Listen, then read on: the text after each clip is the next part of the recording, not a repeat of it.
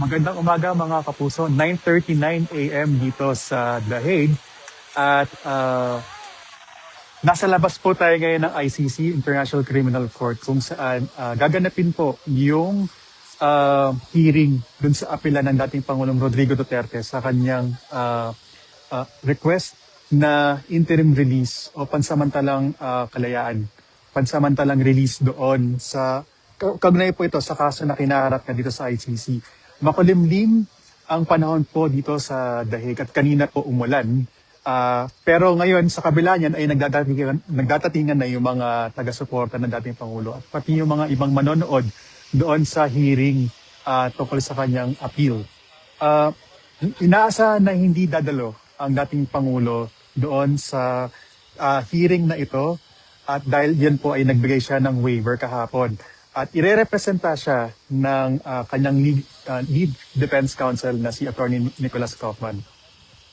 Sa court calendar, 2 oras ang nakaalat doon sa hearing.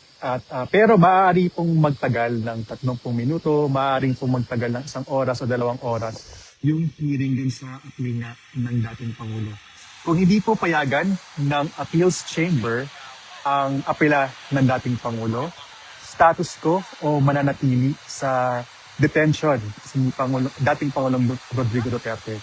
At kung payagan naman ng appeals chamber ang kanyang apela, ibibigay po ng korte o ng appeals chamber yung proseso at mga hakbang para sa kanyang transfer. At aantabayanan natin yan sa mga susunod dahil mahigit 40 minutes na lang o 15 minutes na lang dito sa The Hague at magsisimula na yung hearing.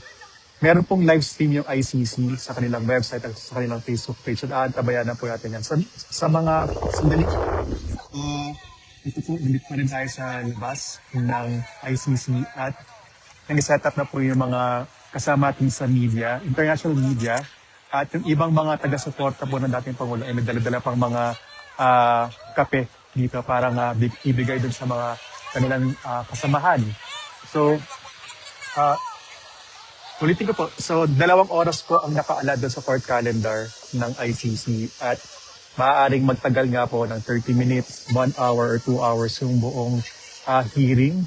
So, kung hindi payagan ng appeals chamber, status quo, mananatili po si dating Pangulong Duterte doon sa ICC penitentiary na mahigit 1 kilometer ang layo mula dito sa ICC. At kung payagan naman ng korte ay ibibigay ng korte ang proseso at hakbang para sa kanyang interim release.